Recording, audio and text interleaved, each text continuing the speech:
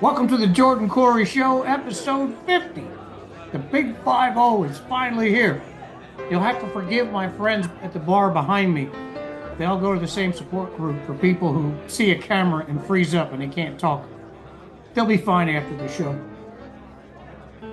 Real quick, before we get started, just a few updates. Trump and Rogan finally got together. That was okay.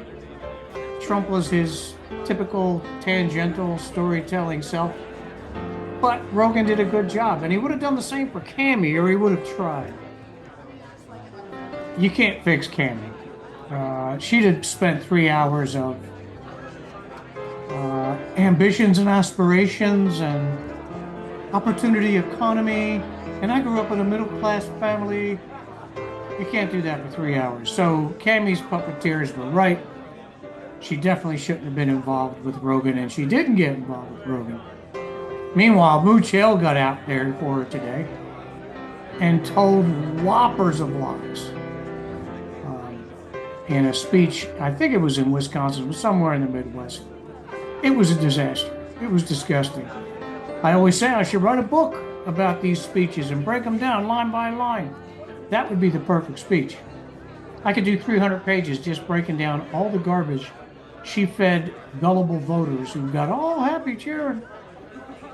But that's okay. So we're going to celebrate the 50th show. How's everybody doing tonight?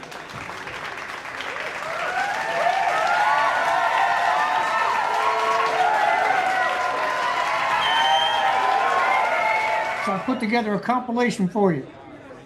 We'll get to that. Enjoy the show. This is the Jordan Corey Show on the P4B. And if you thought all we did was sit around thinking up ways to poop on empty suit politicians, well, you'd be half right.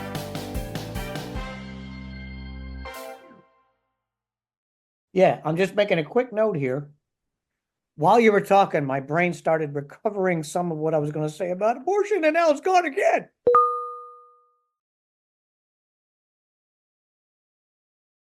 But he said that Trump devastated the economy. Yeah. Now that's a bad lie, because that's lying. That's arguing with history. COVID and the Democratic panic shutdown reaction to COVID, with Trump saying "Don't do this," right, is what devastated the economy. Mm-hmm. They won Trump over with 15 days to bend the curve. We're just going to shut down for 15 days.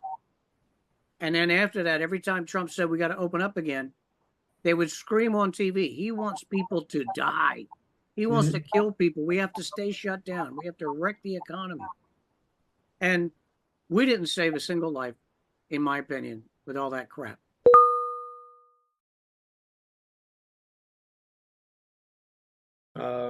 So speaking of DEI, well, now that my mind is in a jumble, I don't know if you saw most recently, due to DEI, half of the UCLA medical students are failing their medical competencies.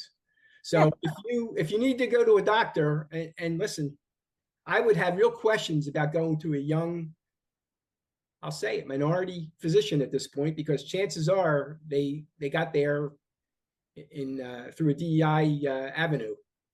Yep, or worse. Here's worse.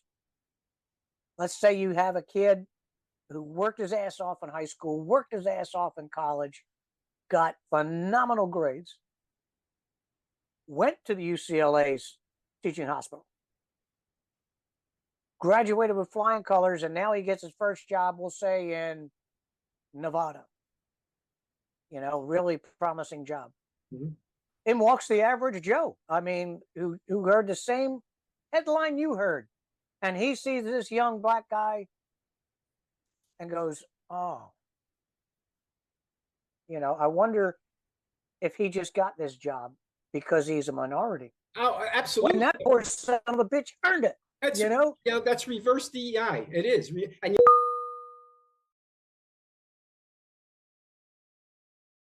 I don't know if you saw, did you see her explanation of what the cloud is? Yes. Your information is no longer in a filing cabinet. It's in a cloud over our heads. No, it's up here in the cloud.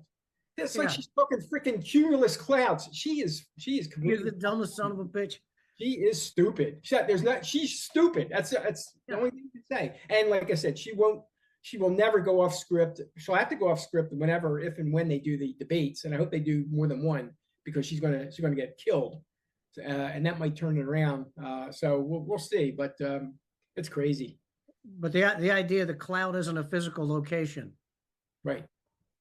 Yes, it is. It's up in the stratosphere. There are servers all over the world that hold those little electrons. They call it the cloud.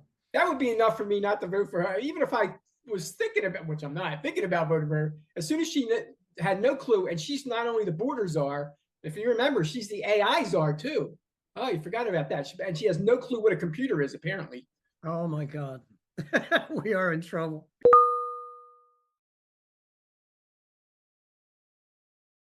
So my brother comes, he says, you know, we're working with Tri-State Ballet Company. Can you do a little jitterbug number? I said, ballet company? I don't think so.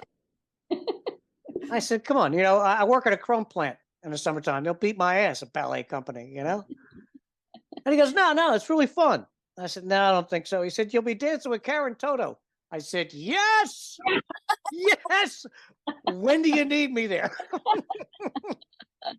That's funny. Well, I didn't know the backstory. Yeah, you weren't there. No. I did walk around for the next 2 months going, yeah, dancing with Karen Toto. Yeah. They pay me $30 a show. I've always said that I could write full time and I'd be willing to do it for free. Well, I'm full time and I'm doing it for free. It doesn't feel as purely good as I thought it might. It is a labor of love, I promise. But I wouldn't mind picking up a few shekels and yen, you know, a little beer money. So, keep me motivated. There are two ways you can support the P4B directly. One is by visiting Po River, where you can find P4B gear and all kinds of other cool stuff. The other way is by smashing the button provided just above the final segment. To be sure, not everyone can afford to support a podcast. If you would be kind enough to hit the share button whenever you visit, that too would go a long way in supporting my work. But really, you know, beer money. Surely you can't be serious. I am serious. And don't call me Shirley. I have a question for you. You brought this up in conversation, and I only saw a snippet of it. What is going on with this pipe bomb thing? Very interesting. And of course, you don't hear about any of this on the media, but there's a very interesting story out there that there were two, but if you recall, there were two pipe bombs found, one outside the RNC headquarters, one outside the DNC headquarters. On January 5th, hours before January 6th. And they at the time made a big deal about it. And there's something fishy going on there. And again, it's still being weeded out right now, speculation, whatever. But I think what is curious is that there were the two bombs that may or may not have been real bombs were planted by somebody the night before January 6th and were set, quote set, again, whether they were live or not, it's still in question, about 10 minutes before 1 o'clock, which was when all the alleged hell broke loose at the Capitol.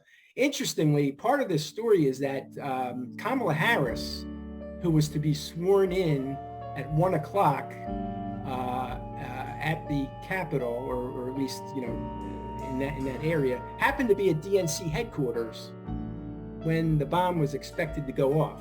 There are a whole bunch of stories going on out there that are very, very strange, and we're just starting to hear about this now. And what I saw of the story that you're developing for me, and I appreciate that, but what I saw was this wasn't on like Joe Blow conspiracy website. This was on mainstream news, Oh yeah, oh yeah. and things are starting to seep out. Yeah, and unfortunately, nobody's picked up on it. I happened to pick up on it in a discussion that I heard with Dan Bongino a few days ago, and he actually had the author there, and it is a story that can be huge if all this is weeded up and coming true. And personally, if considering those two locations, there is no way they don't have video of people approaching those benches. That's part of it too, because apparently a lot of the video is either destroyed or they did a little snippets where you see part of the video and then there's black spaces and then it picks up again, and something's rotten in Denmark. So I'll keep you tuned to what's going on there, but it's a very interesting story and one that hopefully... And Epstein didn't kill himself. Right.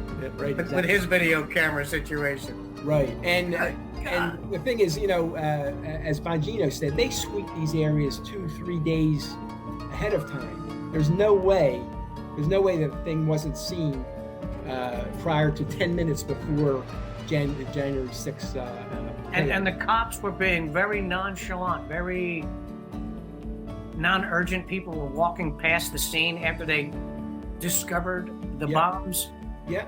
And they're letting little kids, little lady with a stroller walks right across. Yeah. What would happen in any other random situation? They find a bomb. You're going to have yellow tape 5 blocks away, all the way around the site within 10 minutes. Yeah, I'm sure. Nobody in, nobody out. Everybody get away from the... There's more to the story, but I think the whole idea is that they were trying to deflect the police from the capital area to get them away from that area and elsewhere while everything else was going on. So, there's more to be said about this. And again, you don't hear this on mainstream media at all. I got to spend more time on January 6th. I've done a couple pieces on it. I don't know if you've seen them. Mm-hmm. Questioning, well, first of all, the breathless reaction. It's my opinion that folks are easily bought off because it was our holy of holies, our leaders being attacked. Nobody gave a crap on police barracks and police buildings and federal buildings where people were trying to set them on fire, and succeeded once and took over another one for 2 days.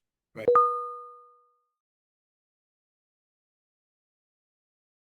And if you look at the economic numbers during the Trump campaign or during the Trump presidency, they're up on a 45-degree angle for the first year and a half.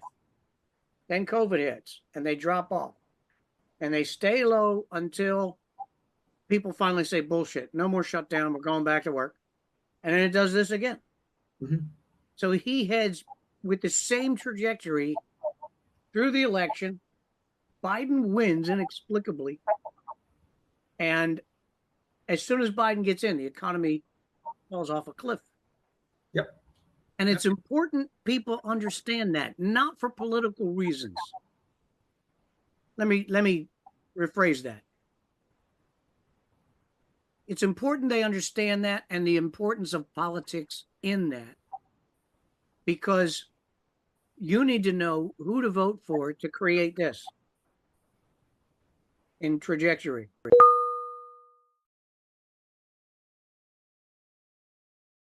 The most important man in your life, the guy that should get gas every day, worrying about what he's going to do, is your mayor. Mm.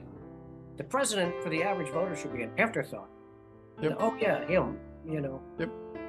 But we have it flipped upside down.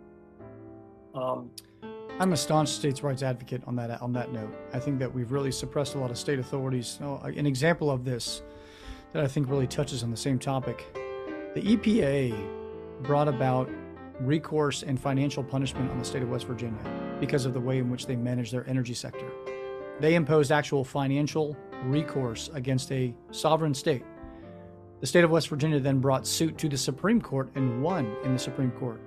The very fact that the EPA felt it was reasonable to target a sovereign state and to impose huge financial burdens on them is just astonishing.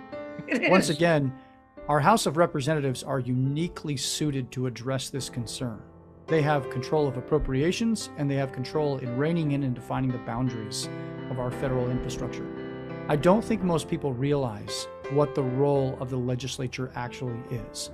It is one of the most awesome powers that you could ever ask for, the ability to make law. Nothing that should be, disregarded as cavalier.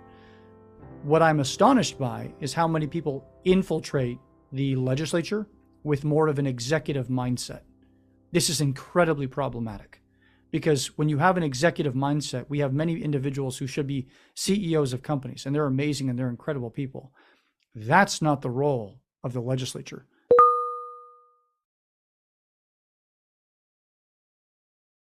The 50 years didn't mean shit. We had slavery for 250 years. Is that the moral? Is that the milestone that makes it morally correct? That it was 250 years? Should we have kept slavery? Because my God, we had it for 250 years, So the 50-year thing, when you hear people talk about how women's rights for 50 years were taken away, that means nothing.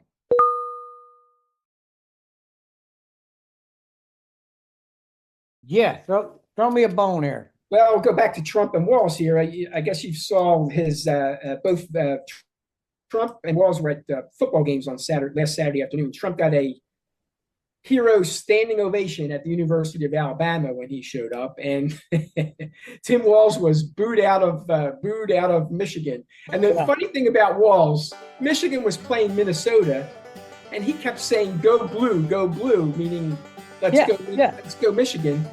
He's from Minnesota. If I was a football enthusiast in Minnesota, I'd be pissed off at him.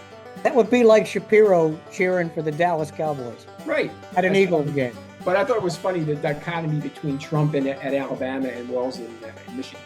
Mm-hmm. I also... they're going to try to convince us that they're so close. I mean, just as many people love Kamala and Tampon Tim as Trump.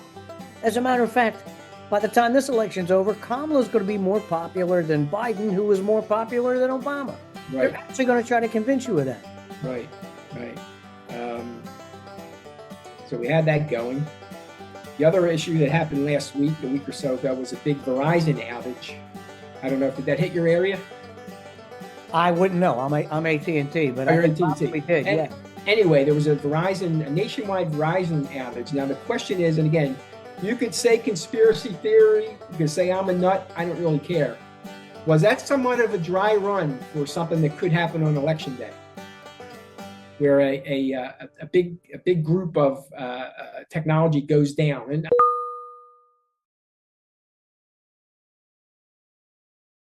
And he's on there, I caught him today saying, oh, Trump and Vance and all the people around them are a xenophobe, Islamophobe, transphobe, and on and on and on. And all the Hillary terms.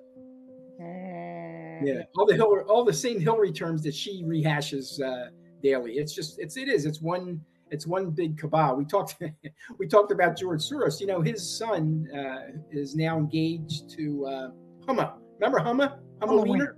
Humma Weiner, yeah. They're engaged. It's just one big cabal. Hummer Aberdeen. Yep. I wouldn't mind getting a Hummer from that. Well, I didn't say that. The other sweetheart is Cheney. Right. Now, full disclosure, I've met Cheney. I like Cheney. He was funny when I met him, and I like his attitude, his smirk. I like that when Leahy made a speech on the floor of the Senate one morning, vilifying Cheney and W. Cheney showed up for an event that afternoon, and Leahy's all glad-handing and patting him on the back. How you doing, Dick? And Cheney turns around and says, go fuck yourself.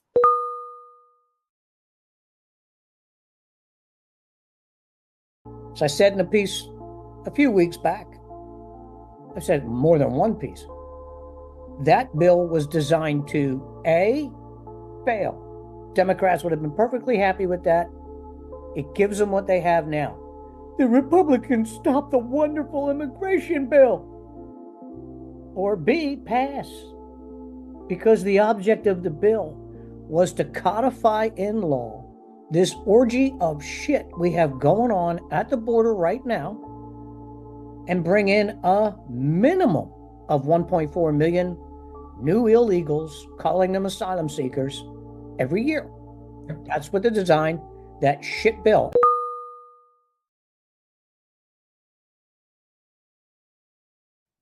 I want to get back to that before I move on, because we talked about it earlier about the riots. I always like to make this point about the riots that Kamala Harris and Walz actively supported and cheered. The destruction of property, the deaths, the injuries, the burning dumpsters, burning cars and burning buildings, and the gratuitous looting. Nobody who did not know George Floyd personally gave a crap about George Floyd during those riots. It was an opportunity to act out. It was an opportunity to steal things. It was an opportunity to destroy things. So all the talk about, oh, you know, it was for George Floyd, bullshit. It never was. None of it was. No. And they actively supported it. But moving forward to what you were just talking about, the abortion until birth, the 72 genders, the tampons in the boys' room. This is the place where the American left has arrived. And sadly, this is the place that too many Americans pretend to be going along with because it's the tribe that's doing it. They're lefty Democrat tribe doing it. We make up something on Instagram on Tuesday, and the person saying it on Instagram is super cool. So by Thursday, it's an ironclad truth, and that's what we're basing everything on. This is the hill we're going to die on. Whether it's a bunch of different genders, or you know, the rioters were doing good for people, or Walz going to China pretending it was an honorable thing to work with the Chinese communists and bring kids over to be indoctrinated on summer trips. By the way, he got married in China, if that means anything. Yes, they chose the anniversary of the Tiananmen massacre to get married. Yep. That's like Bernie going to Moscow for his honeymoon. Yeah, yeah, similar. A lot of similarities there. In fact, many think that Waltz is left of Sanders.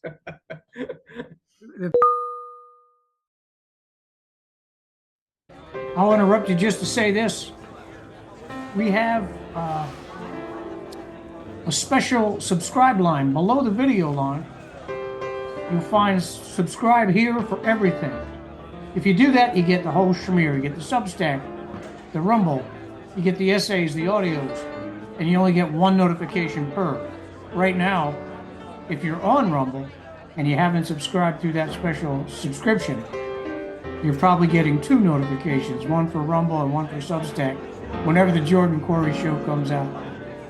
So go ahead and subscribe, and hopefully you can eliminate that from your emails. And the email from Rumble should read the address line that comes across on your email stack. Political Party Pooper Playbook.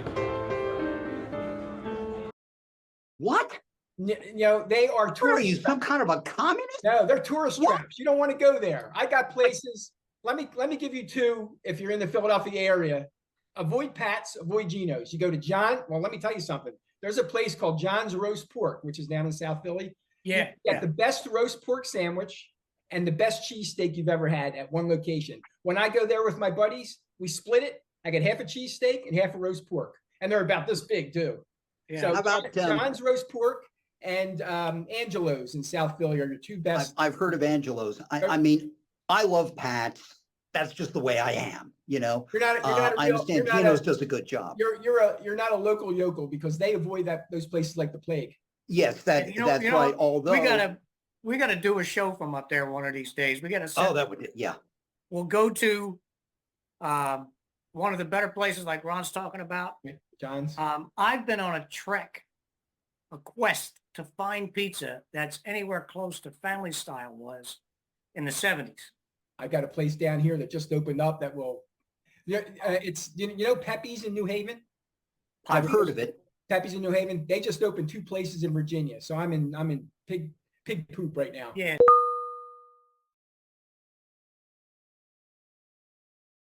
The New York payroll case is going to go down hard. That judge is going to be made to look like an ass. And he should be. And Fat Alvin Bragg will be made to look like an ass. And he should be. That was a case where the jury at the end, they kept being told, you'll get the underlying crime. We'll get to the underlying crime. You just take care of this, and then we'll show you how he's guilty of an underlying crime. They get to the end of it, and the judge says, you have to find the crime. It could be a federal election crime, or it could be a tax avoidance crime or something else, or you just come up with one. You come up with the federal underlying crime that you think Trump is guilty of. And then you tie that to these 35 charges. So these 35 charges, which are actually one charge, they were gilding the lily on that one too. By coming up with the other crime, you prove the first 35, so now he's guilty on the whole schmear. And the jury stupidly did what the judge instructed. They made up a crime. They decided Trump was guilty of that new crime. And therefore, since in their minds that the 35 supported the new crime, that Trump was guilty. So basically, in a very stupid and naked way, the judge instructed the jury, you shall find Donald J. Trump guilty. That one goes down on appeal. I'm getting the impression that Mershon is going to finally just declare a mistrial when it comes time for sentencing. If he doesn't, he is going to be held up for ridicule in the higher courts. The fraud case where no one was defrauded and the victim said, I want it to happen again. I want to do business with this guy. That case started out in appeal as these are the reasons why we believe he's guilty and why the conviction should stand.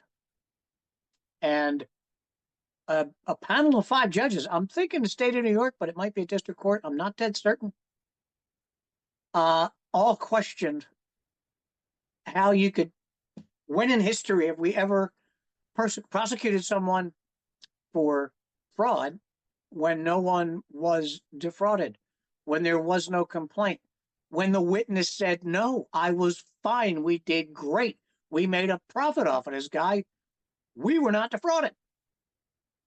And yet you try him for fraud? Has that ever happened?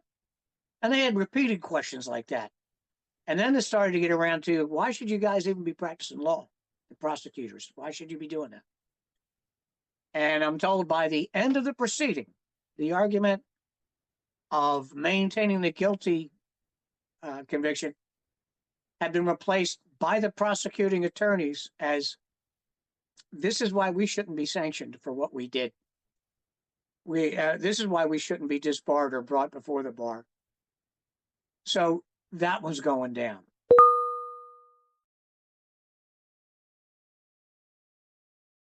If you look that up, Delaware 1059 on the computer, you'll be able to listen live. It's Saturday afternoon, 3:00. I believe I have the whole 2 hours. I hope I do. It's very hard. You know, Ron and I are used to going off for an hour and a half at a time with no interruptions. Radio is, you just feel like you're getting traction and, oh, time for the news, time for the weather, time for traffic, time for a commercial. God damn it.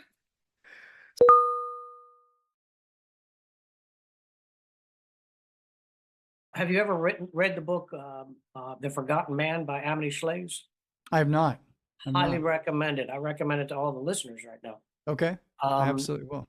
People always think the Forgotten Man refers to some poor guy on the street down on his luck. That's not what that means. Guy A has a problem. Guy B wants to solve that problem to gain favor. He takes from guy C. He takes from Mhm. him to give to him. And these two guys get together, get along fine, Right. being funded by the third guy who was not even consulted. Right. The legislature, well, two quick points. I'll ask you first to talk about if we just fund it better, if we just do this, we can run it a little Mhm. better. Is that real or is that rationalization to go ahead and buy more votes by doling out more goodies? I don't know if it's so much rationalization to buy more votes. I think it makes sense from an efficiency mindset. If all you look at is economy of scale and you believe that by granting more authority to cut bureaucratic red tape, that's the inherent solution to problems which are imposed because of circumstances beyond man's control. I understand the argument. Unfortunately, I think many of the problems are facing as a result of the bureaucracy that we've created. So I think if you actually did quite the opposite, if you reduce the actual federal workload, if you reduce the amount of cost and financial burden on the taxpayer, it comes back to this notion of a circular economy. There is such a thing as a circular economy. Money travels through our economic system in a vibrant and real way. The difference is you're far more efficient and you're far more reasonable to find a coherent model that makes sense and works for all if you empower the individual to play a more active role in that process versus bureaucrats in DC who play the active role in governing it.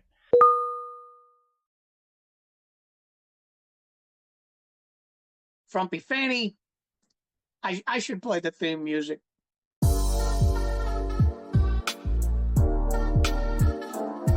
She might be lumpy. She might be frumpy. She might have those big old cankles going on. But she's my Fanny, and she pays me well.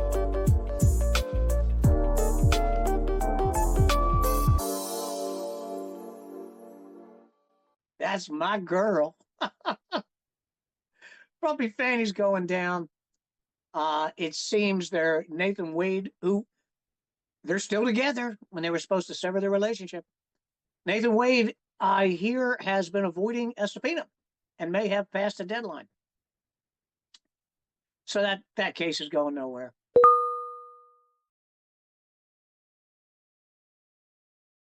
A lot of couples. There was a whole bunch of couples, and we had a contest, and we won. And so it was another day. And then what happened was the winner got to dance at the end of the show.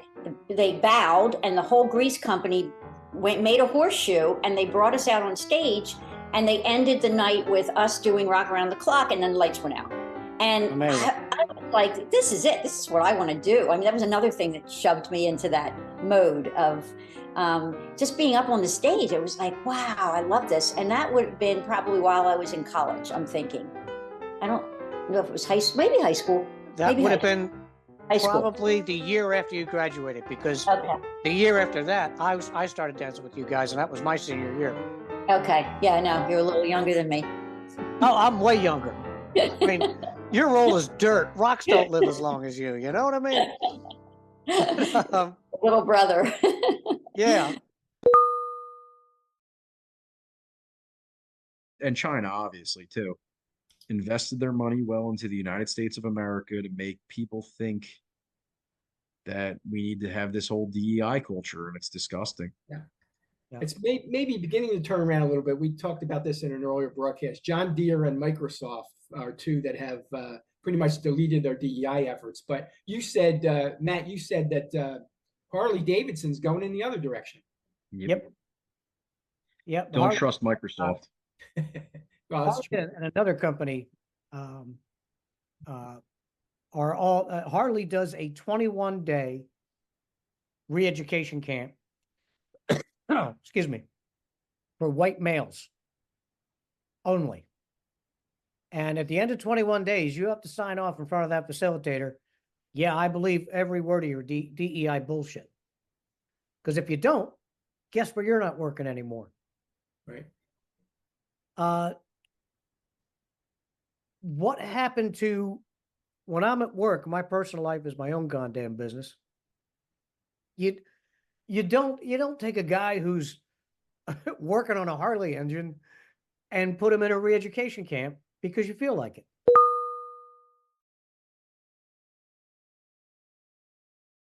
the keel was laid 15, 16 years ago. And it only got around to getting underway in 2022. Hmm. And I got to thinking about that. The Navy and the military, they've become like Boeing.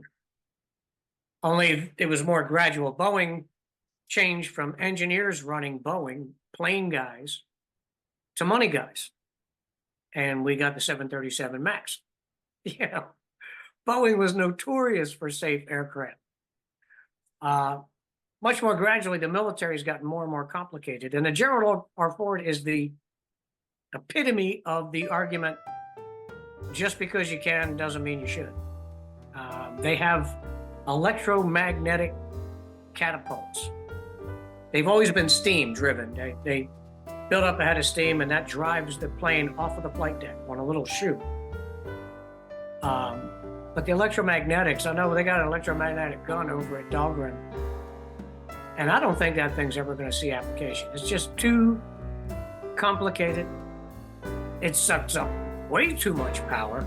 I suppose on a nuclear aircraft carrier, they have the power to spare for the magnets, but that's a lot. And the complex technology, we've had ships over the years getting underway without major packages on the ship, but they had to get them out of the barn. They had to get them out of the shipyard. So the ships were hitting the fleet not ready. We had ships being decommissioned before we really could afford to say goodbye to them. And I think that contributes a lot to this development of us not patrolling the sea lanes the way we used to. And that's going to cost us. That's going to bring this projected trade collapse I talk about. It's going to bring it about a lot faster, I think. But we'll see. Anyway. Oh, you know a lot more about that stuff, Matt, than I do. The extent of my aircraft carrier knowledge is Top Gun, Maverick. Yeah. To be honest with you, I hated the sons of bitches. I'm a tin can sailor, man. Right. Destroyers all the way. I spent 4 days on an aircraft carrier. I thought I was going to lose my mind.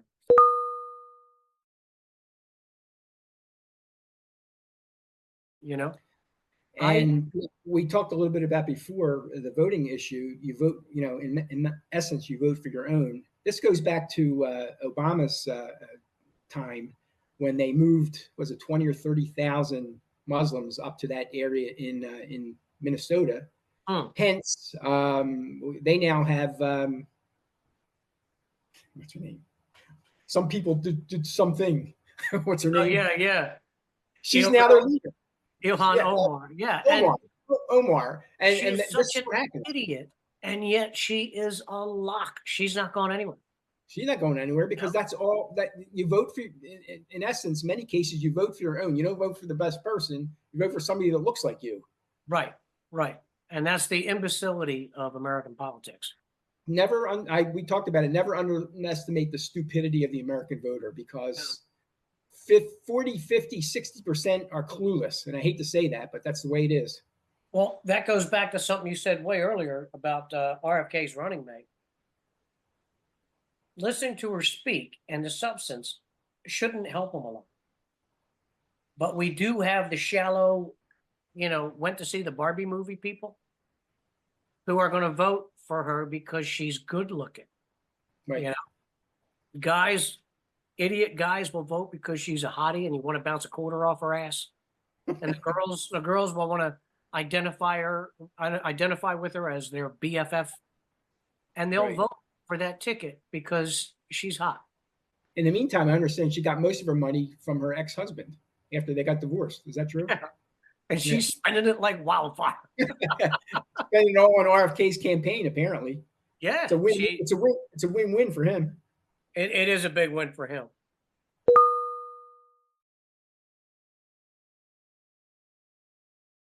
I was mentioning to my wife that within a matter of minutes, my wife actually said he's gone, he's lost, and she was right. I mean, my wife actually picked up on it quicker than I did overall.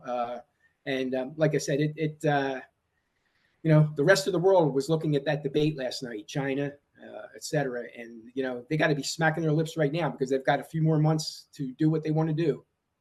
That is the I'm not overly concerned. I don't think China or Russia are going to attack us. But if they were going to, their motivation would have been last night. We only have 2 months because this Right. dude's gone. Yeah, he's cooked.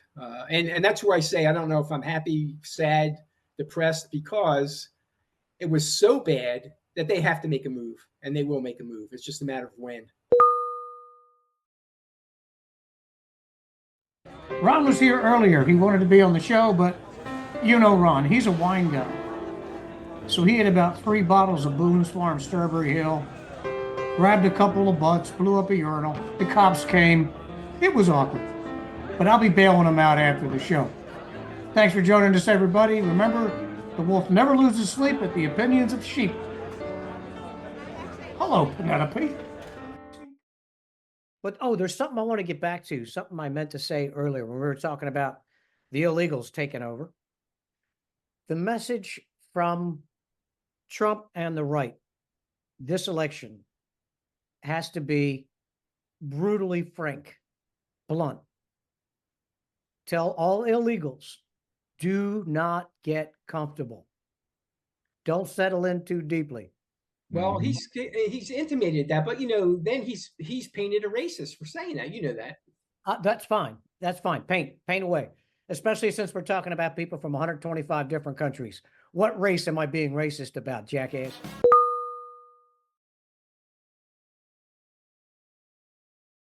It's either the quarterback or it's the coaching. Now they're firing all the coordinators, and at least as of right now, Sirianni stays. He's got 1 year. I mean, if they don't turn it around, or at least maybe get into the playoffs or at least close to it, he's gone after next year. There's no doubt in my mind. And they still haven't announced any coordinators yet. I'm hoping that they can pick up Rivera, who just got canned here in Washington. Now, Cox is out, right? I'm sorry? Cox is out. Cox is gone. He's retiring. No, I didn't hear that. The only one that apparently is retiring is Kelsey, although now there's some question on whether he may even come back again next year. Yeah, my mom, who is my source of all information on Eagles and Phillies, said that she heard Kelsey retired, and then he started to think about unretiring. Right. So he's still good. I mean, it's up to him if he wants to go back. I mean, he doesn't have to, but he did not look happy. Right. At the end of the season for the last 3-4 games, he looked pretty disgusted, pretty discouraged. Right. And after the last game, the way he walked off the field, I thought that was it for him. But I'm starting to hear little inklings that maybe he might want to come back again. So yeah. So, did you see him? By the way, did you see him at the Kansas City game? He had Now there's a Philly boy tailgating. Yeah, and that's what you're supposed to do. Good for him. People were giving him a lot of flack. I said, hey, listen, his brother's playing. He wants to have a good time. I love the love between the brothers. I love how it's not an egotistical rivalry between brothers. They love watching each other play football. Right. That's fun. So that's a good thing. And I think we got the good Kelsey. The other guy, I don't know. I think he's a kind of an advertising media whore, and of course you got the whole Tay thing to deal with. Yeah. I think we got the good one. So at least Taylor Swift got upstaged by a big fat guy. Right. That was cool.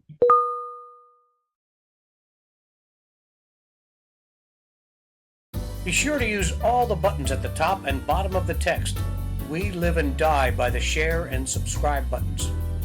Send inquiries to PoRiverProductions@gmail.com. Thank you very much for joining us today.